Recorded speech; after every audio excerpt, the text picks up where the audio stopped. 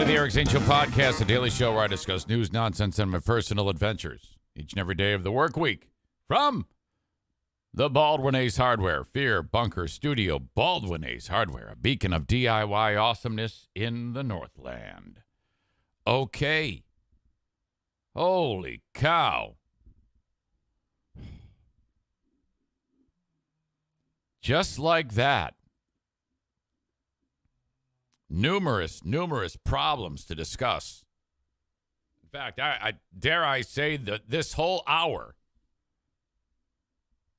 has basically things that have happened in less than 24 hours. That are, well, most of which aren't great. One thing is fantastic, though, because I have heard from some of the other players in yesterday's monumental moments of what's just called a snow day. More on that in a bit. Breaking news! There's going to come a time when I'm 70 years old and I'm still in this room. And Aiden Lynch is going to be probably like 34 at that time, probably leading the football telecasts for the NFL. And I'm still breaking news going to be playing that. Woo! No school for me tomorrow! More on that a little later on.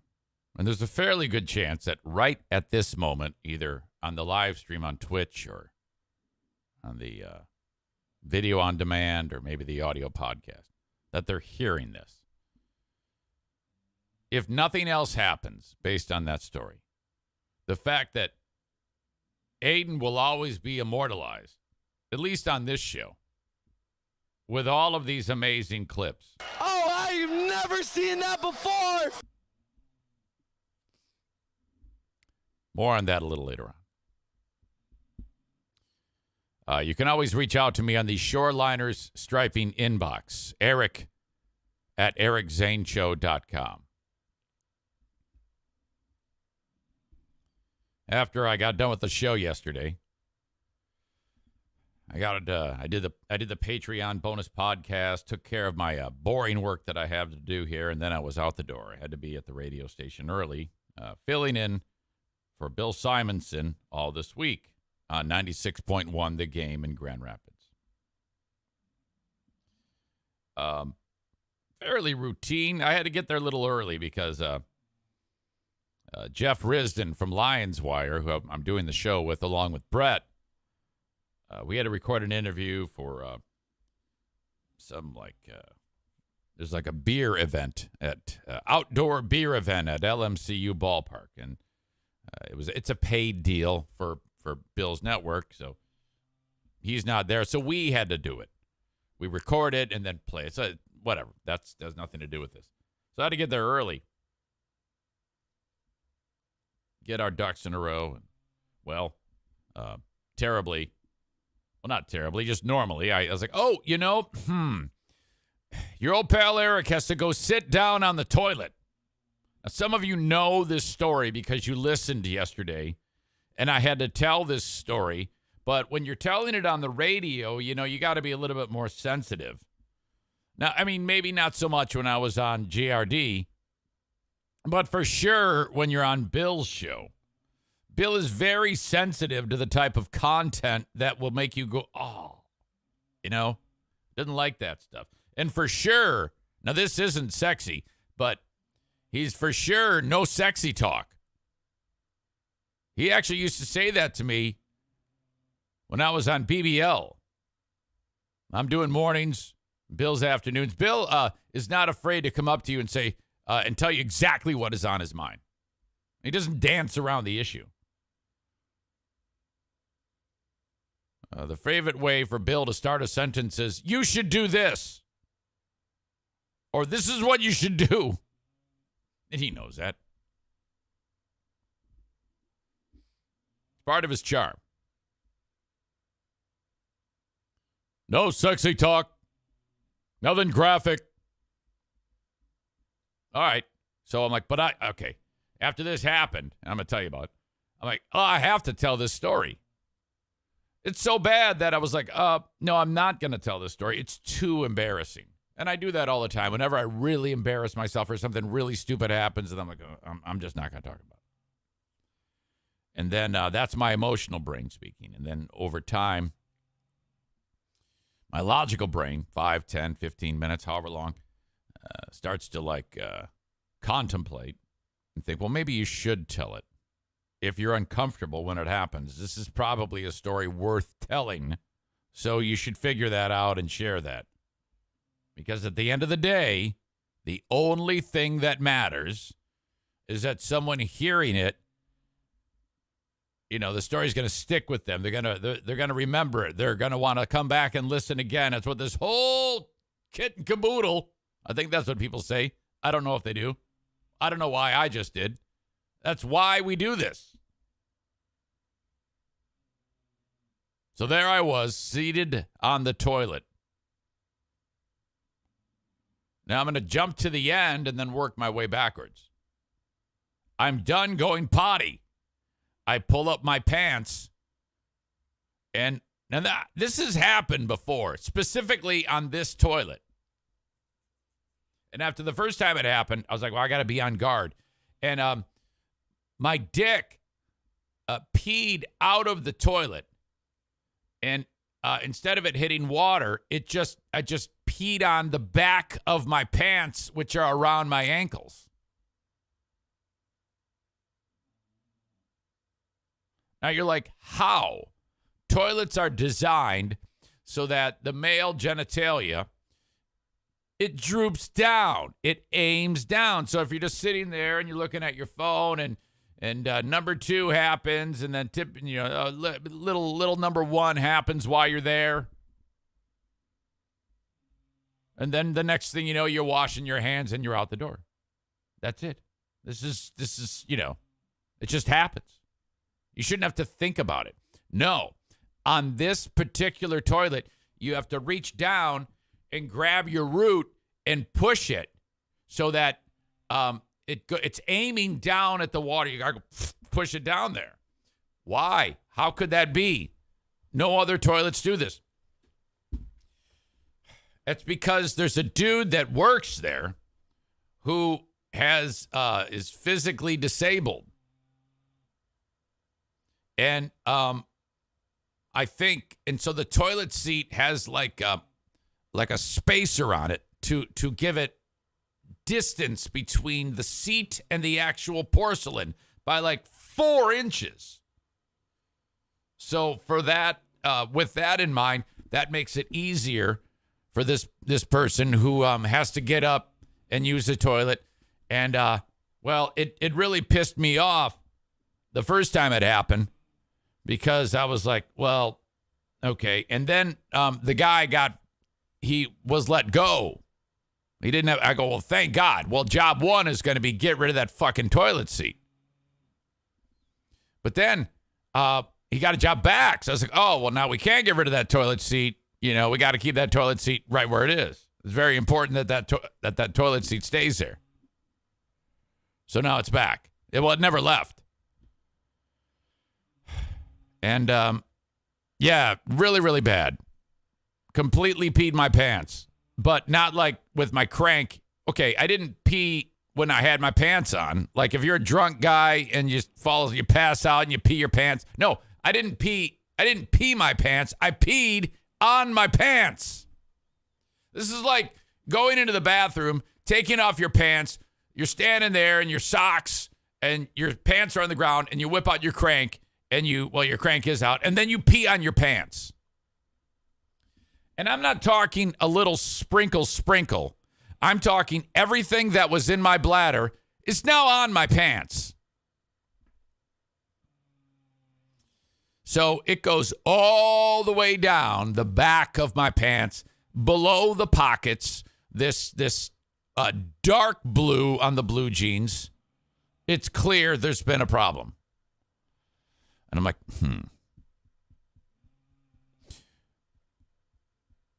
all right, I'm just going to have to let this dry. It's a dried urine pants. I'm like, oh, fuck. I have no options. I go, well, I'm just going to have to keep people in front of me. And if I'm walking down the hall and they're behind me, I'm going to have to go, after you. And they're going to be like, what? What are you doing? So I'm very concerned about people seeing this.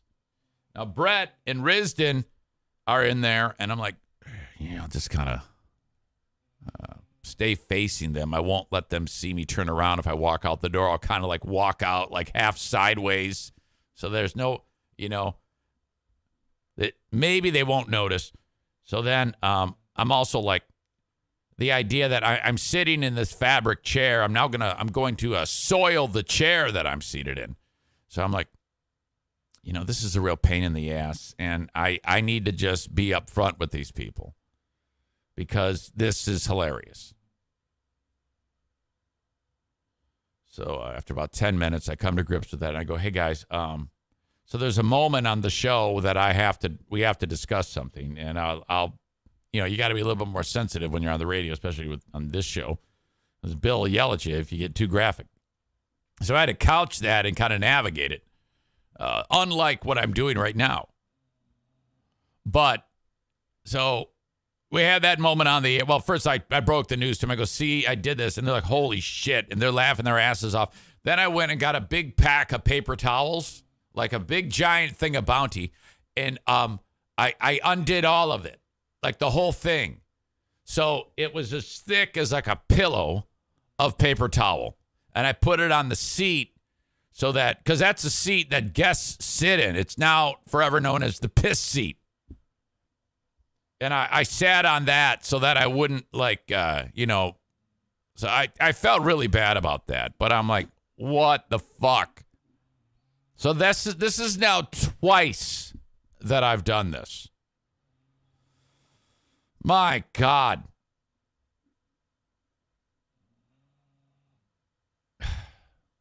Sarah says Eric needs puppy pads. Yeah, I kind of made my own puppy pad.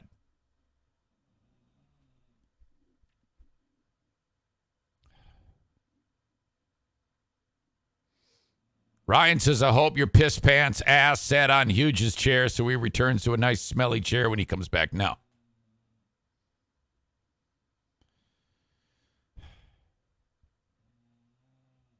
Ryan also adds, sometimes you got to be careful. The old crank can shoot between the ceramic and the toilet seat and flow down the toilet and then down the floor, hitting your shoes and pants. Yes, that is true.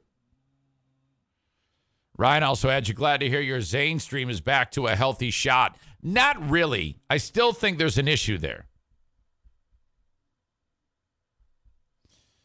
After the show, I had to go to the freaking Grand Rapids Gold game.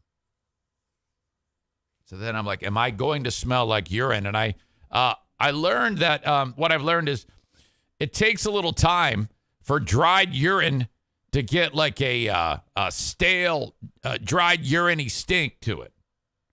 Because I did not smell for some reason, at least as far as I know. And I was surrounded by people. And I didn't have the strength to say, hey, do I smell like pee? Mama Goat, which would be Miss Nikki, says, if it makes you feel any better, last night at work, I waited too long to go pee. Ended up suddenly having to run to the bathroom, but every step I was doing a little tinkle. My male coworker had dumped his coffee all over his crotch and went underwearless the rest of the night. We were a mess.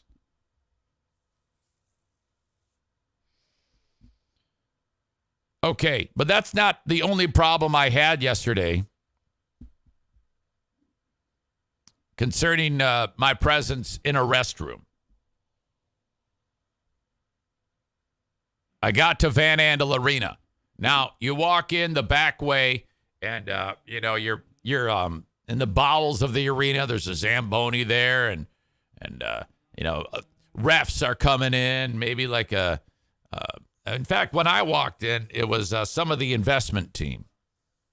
Right, I was right behind them. Jabara, Steve Kareem Abdul-Jabbar, and a couple other folks, so I can't remember their name. And it used to be that when these guys walked in together, it would be Jabara, this other dude, I can't remember his name, and Ben Wallace from the championship team of the early 2000s of the Detroit Pistons, NBA Hall of Famer, absolutely phenomenal rebounder, a terrific story, Ben Wallace. And when I know for a fact when the Grand Rapids Gold were the Grand Rapids Drive, one of the investors was Ben Wallace. And he'd come to the games, and occasionally he'd sign some autographs or something like that. And he's a really cool dude, laid back. But I haven't seen him in forever. So I just assumed that maybe they went their separate ways or something like that.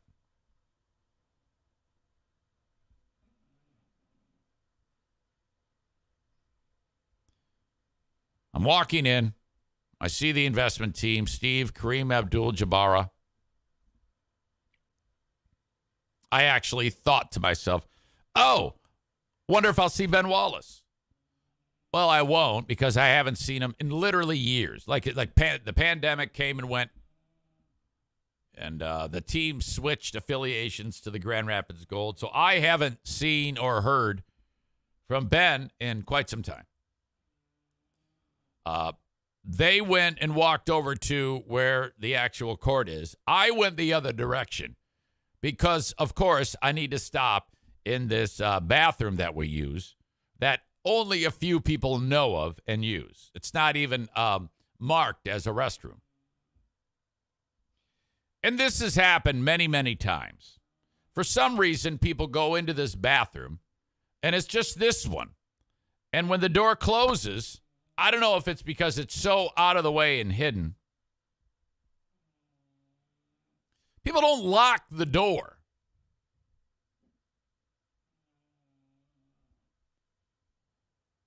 I can't tell you how many times I've walked in, there's been someone actually taking a dump, and I'm like, oh, God. It's one thing if someone's taking a leak, but if they're taking a dump, it's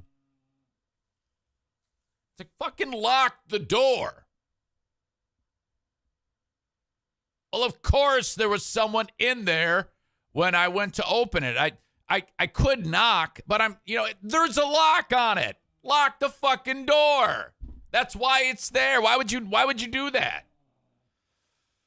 So, and it actually is, you can tell that it's actually when you're in there, and if you don't physically turn the knob and close it and then lock it, it just kind of rests against the jamb. So it appears like it is. It's resting against the jamb. So I open the door, and the light's on, and there's Ben Wallace standing there. Oh, it's been a long time since I've seen you.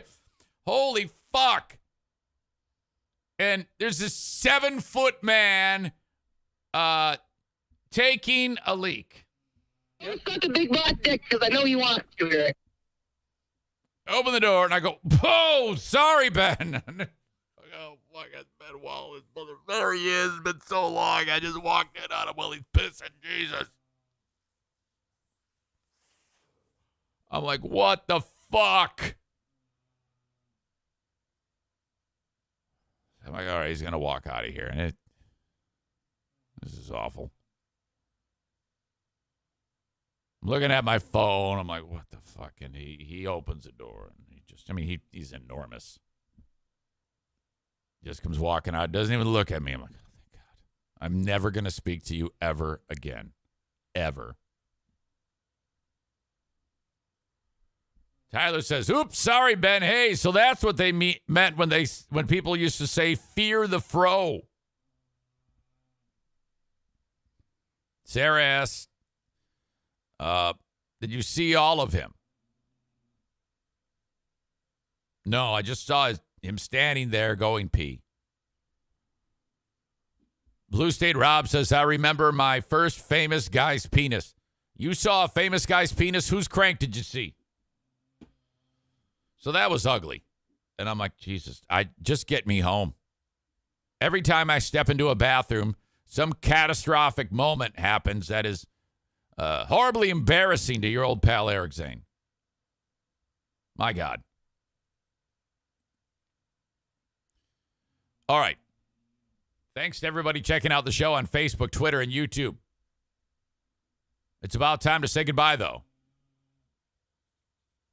Before you leave, a reminder that if you want this full show in its entirety, you can get it on Twitch. I'm trying to get as many people that watch on Facebook, Twitter, and YouTube to go over to Twitch when I go live. And it's very similar to Facebook because you get a notification, except it's better. You can dim the screen, run it through your Bluetooth in your car when you're going to work and get the show. And there you go. There's also video on demand. So when I get done, you can watch it again or in case you missed anything. So there you go. That's twitch.tv/Eric Zane Live, or download the Twitch app and search Eric Zane Live. Once there, follow the page so that you get those notifications. You'll have to give yourself a username, and then you can contribute to the chat and be part of the group and make friends with this whole bunch. And if you like, you can even subscribe with your Amazon Prime account. You have to do it every single month on your own, like actually go in there and say, I'm linking up Eric Zane Live to my Twitch account. Once you do that, that helps your old pal Eric Zane many ways.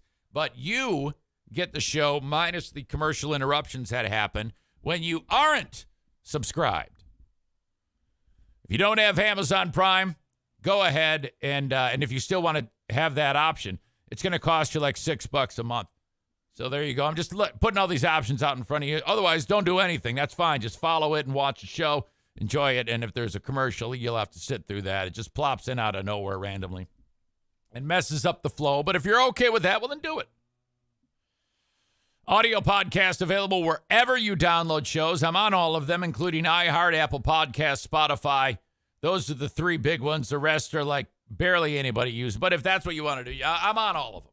It's fantastic. And if the podcasting app that you utilize has a rate and review option, do that too. I'd love to hear what you think. So please subscribe on Please subscribe on any of the podcasting platforms that you get the show on. Also, separate from all of this is special Patreon. That's more podcasting for you. If like this little freebie podcast that I do 5 days a week, 2 hours a day isn't enough. Like you're a lot of time in the car, a lot of time with options for you to listen. I have tons more programming available, ad-free, listener-supported Patreon. patreon.com/Eric Zane. And I'll be a busy bee today because I have to post the Ben and Eric Patreon podcast audio. I have to post Lost Zane recordings in Zane Asylum. Ben and I recorded and did the live stream of Ben and Eric on Wednesday, but we did not record a new edition of Who Are These Zanes? And I know a lot of people are chomping at the bit at that because that show's been a hit every time I've posted it. So, unfortunately, you're going to have to wait another week, but we'll get back after it next week. But I have a lot of programming that I put up there, including after this show gets done, I do a bonus podcast on Patreon. the Patreon bonus. So there you go. That's for the super fan. If you want to help support the show and keep it growing in a actual dollars and cents way, even though I'd love people who just watch it for free, it's totally cool. But if you want more podcasting, I have it for you. Patreon.com/Eric Zane. It's $5 or $10 a month. Try it for 1 month. If you like it, you can convert it to a yearly, and I will knock 10% off of the charge. I did just encounter a bit of an issue that I'm trying to work my way through. Listener Matt, listener Brandon, and listener Chris K. For some reason, Patreon barked at them and is keeping them out of the content, and I'm trying to track that down. Boys, I apologize if you are having any problems with yours. I don't know what it is, the deal with that. Sometimes that platform gets a little wonky, but it's nothing we can't handle. I will be able to make you whole. I shall. But other than that, love it. Thank you. Patreon.com/Eric Zane. So I'm going to kick you folks, Facebook, Twitter, and YouTube out. Check us out on Patreon for the rest of the show. Please.